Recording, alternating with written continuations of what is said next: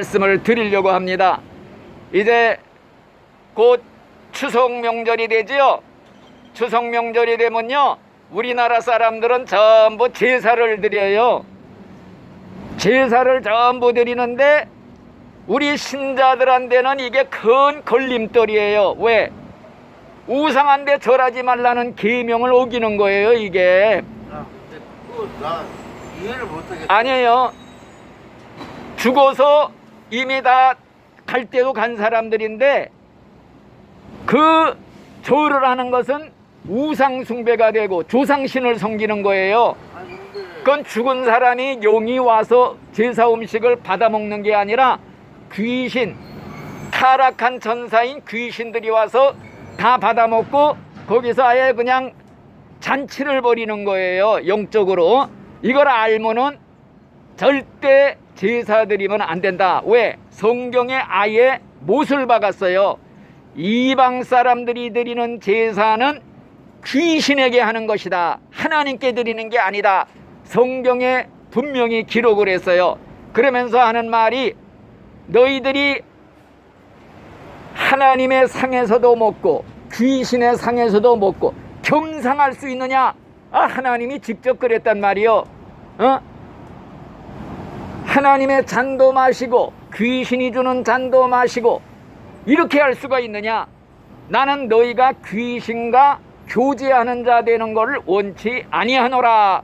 성경에 분명히 기록되어 있기 때문에 우리는 절대 조상 제사 드리는 거, 이거를 하면은 우상숭배죄가 된다. 이거를 확실하게 우리가 깨달아야 돼요. 그래서 오늘날 교회에서요, 신자들의 고민거리가 뭐냐? 명절만 돌아오면은 제사를 드리는데 자기네들끼리 있으면 안 드려도 되는데 일가 친척이 다 온단 말이에요. 집안 어른들이고 문중 어른들이 다 와서 하는데 그거 안 하면은 부모 조상도 몰라보는 불효막심한 종교라고 욕을 먹는단 말이에요. 그러니까 어쩔 수 없이 장로도 집사도 그 어른들 눈치 보느라고 그 제사상에 꾸벅꾸벅 절을 해요. 그러고서 믿는다고 교회 다니면서 신앙생활 한다는데 그거 다 가짜예요. 회개해야 돼요. 그렇지 않으면 제일 큰 죄, 죄 중에 제일 큰 죄, 우상 앞에 절하는 죄, 이게 지옥 갈 죄예요. 과거에는 몰라서 그런 죄 졌으면 회개하면 돼요. 용서받아요. 그러나 알고 나서부터는 끊어야 돼요. 이게 신앙이에요. 신앙이라는 게 뭐 그저 그렇게 쉬운 게 아니에요. 하나님의 명령을 목숨 걸고 지키는 거, 이게 천국 가는 신앙이지. 뭐 할 거 다 하고 귀신한테 먼저 다 절하고 그 다음에 뭐 예배 드리고 어쩌고 이렇게 하면요, 그거는 하나님이 그거는 원치를 않아요. 아예 뜨뜻미지근하면 입에서 토해버리겠다고 그랬어요, 하나님이. 그래서 나도 어릴 때 이 제사 문제로 아주 쓰라린 경험이 있는 사람이라 자신 있게 말할 수가 있는 거예요. 왜? 우리가 이북에서 피난 나왔어요. 우리 아버님은 잘 믿는 총각 집사였는데 그만 이북에서 공산 체제를 반대하는 운동하다가 잡혀갔어요, 북한에서. 그래갖고 1.45 때 피난 나올 때 우리 아버지만 빼놓고 할아버지, 할머니, 작은아버님 3분 고모에서 몽땅 피난을 나왔단 말이에요. 그러니까 나는 아버지 없는 독자, 아주 장손이에요, 제가. 근데 우리 할머니, 할아버지가 얼마나 미신을 위하고 구슬 잘하고 제사 드리고, 그러니까 그 분위기에서 나는 아기 때부터 앞에 나가서 장손이기 때문에 제사를 드려요.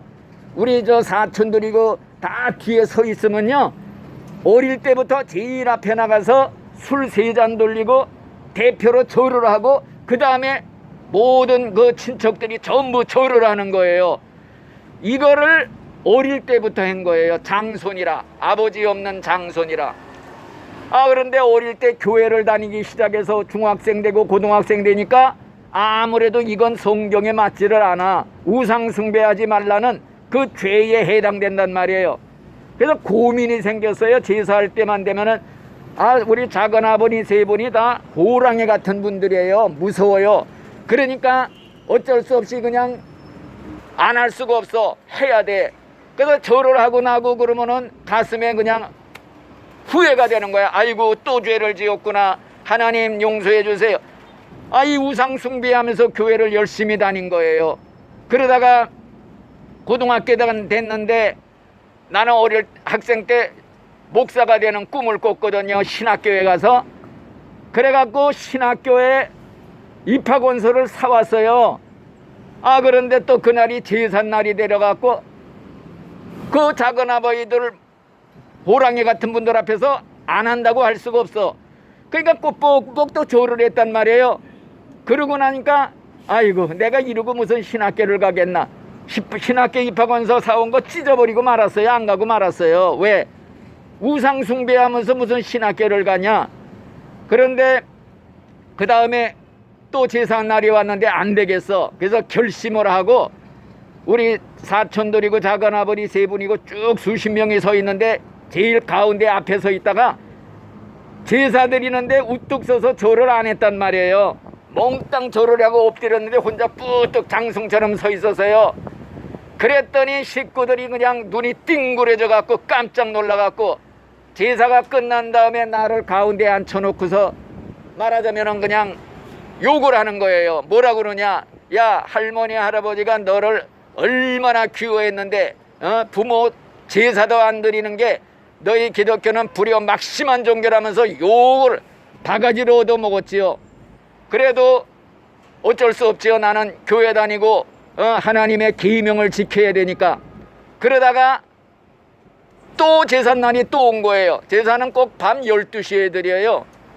제사 드리러 왔는데 여기 가만히 집에 있다가는 꼼짝없이 또 당하고 그냥 제사를 드려야 된단 말이에요. 그래서 어쩔 수 없이 그냥 교회로 도망가 버리고 말았어요. 그랬더니 작은아버니 세 분하고 다 왔다가 장손이 없으니까 제사를 못 드리잖아요. 그래가 그 다음부터는 제사를 작은아버지 집으로 갖고 가버렸어요. 그래갖고 이제 우리는 완전히 그때부터 외톨백이 돼 따돌림 당한 거예요. 상대도 안 하고 거들떠보지도 않고. 그래갖고 살았는데 그래도 마음은 대단히 기쁘지요. 왜? 제사 드리면서 하나님 믿고 교회 다니고 한 게 얼마나 양심적으로 이게 큰 중압감이 있는데 해방이 된 거예요. 그래서 양심은 자유를 얻었고 평화를 얻었고 기쁘더라고요. 그래서 그때 극복한 그 옛날에 쓰라린 경험이 있어가지고 신앙이라는 것은 하자는 대로 다 하고 뭐 그저 할 거 다 하면서 하면은 핍박도 없어요. 어려운 일도 없어요. 그렇지만은 말씀대로 계명대로 살려고 하면은 부딪히게 돼 있어. 그래도 어쩔 수 없는 거예요. 하나님 계명을 지켜야 되니까. 그래서 오늘날 이 교회에서 신자들의 제일 큰 문제가 뭐냐? 명절 돌아오면 제사 드리는 문제로 안 믿는 사람하고 부딪히는 거예요. 항상 트러블이 생겨요. 그래서 어떤 사람들은요, 교회 다니는 그 집에서는 안 믿는 친척들이 나오면요, 제사는 제사대로 따로 드리고 2차적으로 예배는 또 예배대로 드리고 이런 식으로 하는 게 있는데 그거 하나님이 받으시겠어요? 이중으로 말하자면은 겸상을 하는 거지. 한 달이 걸치고 한 달이 걸치고 아침에는 하나님 상에서 먹고 점심때는 마귀 상에서 먹고 이거 하나님이 받으시겠어요? 그렇기 때문에 신앙은 우리가 계명대로 꼭 지키고 나가야 이게 진짜 신앙이다. 그래서 오늘날 천국 가기가 그렇게 쉽질 않아요. 왜? 계명대로 지켜야 되는데 이 대계명, 하나님 계명 중에 제일 큰 계명, 다른 신 섬기지 말라, 우상 앞에 절하지 말라, 이걸 다 해놓고서 하나님 먹겠다고 하는 그 신앙을 하나님이 인정하여 다 쫓아버린다 이거예요. 천국문에서 다 쫓겨나는 신앙이에요. 그래서 옛날에 그 수많은 목사들이 신사참배 다 했잖아요. 회개하면 돼요. 회개. 근데 회개도요, 진짜 가슴 치고 눈물 흘리고 애통을 하면서 하는 그 진짜 회개를 하나님이 받으시지, 그냥 잘못했습니다 하고 그냥 입 싹 씻고 지나가고 아무것도 아닌 것처럼, 이건 가짜예요. 그래서 옛날 베드로가 무서운 죄 졌거든요. 예수님을 3번 부인했어요. 예수님 나 모릅니다. 예수님 하고나 상관없습니다. 저주하면서 맹세하면서 예수님을 부인한 적이 있어요. 그랬을 때 닭 우는 소리에 네가 3번 나를 부인하리라는 예수님의 말씀이 생각나서 닭이 우니까 나가서 통곡을 했대요. 그리고 나서 내중에 와서 회개를 했어요. 그 죄를 다 회개했는데 한 번 회개하고 끝난 게 아니에요. 닭 우는 소리만 나면 뛰쳐나가서 밤낮 통곡하며 회개했다는 그런 얘기가 있어요. 그러니까 우리가 신사참배죄를 지었다, 무시무시한 대죄를 지은 거거든요. 이거 죽을 때까지 하나님 앞에 늘 애통하는 마음, 가슴 치는 마음으로 하나님 용서해 주세요, 잘못했습니다, 눈물을 흘리면서 이 회개하는 마음을 가지고 살아야지 그냥 입 싹 씻어버리고 그냥 나 잘못했습니다, 나 신사참배했습니다, 이걸로 끝날 문제가 아니라 이거지요. 옛날 다윗이 하나님을 그렇게 잘 믿댔는데 죄를 지었어. 무서운 죄를 지었어. 무슨 죄 지었느냐? 살인죄 지고 간음죄 졌어. 우리야 장군을 부인을 자기가 그냥 간음을 하고 데려다 자기 부인 삼고 자기 장수 우리야 장군을 전쟁터에 보내서 죽이게 하라. 이 2가지 죄를 지었는데 하나님이 와서 책망을 한 거예요. 선지자를 보내서 당신이 바로 그 죄인이요 그랬더니 거꾸러져서 통곡을 하면서 회개하는데 아마 모르긴 해도 눈물로 침상을 띄운다면서 회개했어요. 아마 그게 하루 이틀 했겠어요? 한 1년 이상은 회개했을 거예요. 이런 심정으로 회개하는 게 진짜 회개한 것이고 예수의 피로 용서를 받는 거예요. 그러니까 회개하고 다 용서를 받고 그 다음에 우리가 구원을 받고 천국 가는 건데, 과거에는 우리가 죄를 안 지은 사람 없어요. 우상숭배죄 무슨 죄 다 지었지요. 그러나 예수 믿고 나서는 끊어버려야 돼요. 완전히 자를 바는 자르고 끊을 바는 끊고 이제부터는 신앙의 정조를 굳게 지켜나가야 된다 이거지요. 이게 신앙이에요. 천국 가는 게 그렇게 만만하질 않아요. 생명 걸고 예수님을 믿어야 천국에 간다. 옛날에 성경에 보면 다니엘의 3 친구가 있어요. 바벨론의 느부갓네살이라는 임금이요, 자기의 우상을 크게 만들어 놓고 나팔을 보면 모든 백성에게 다 절을 하라고 그랬어요. 엎드려. 근데 이 다니엘의 3 친구가 뻗떡 서서 안 했단 말이에요. 그랬더니 유황불 속에 집어 던지는데 이제라도 늦지 않았으니까 한 번만 절만 하면 살려주겠다. 그러니까 그럴 필요 없습니다. 우리는 불 속에 들어가서 죽을지라도 우상 앞에 절할 수 없습니다. 그래갖고 집어 던졌어요, 유황불 속에. 그런데 머리카락 하나 상하지 않고 3 사람을 집어줬는데 4 사람이 불 속에서 왔다 갔다 하는데 한 분은 하나님의 아들이었다 그랬어요. 그래갖고 머리카락 하나 상하지 않고 나온 그런 기적이 기록이 되어 있는 것처럼 우리가 신앙을 지키되 이 다니엘의 3 친구처럼 신앙의 종조, 죽으면 죽었지 우상 앞에 무릎 꿇을 수 없습니다. 절할 수 없습니다.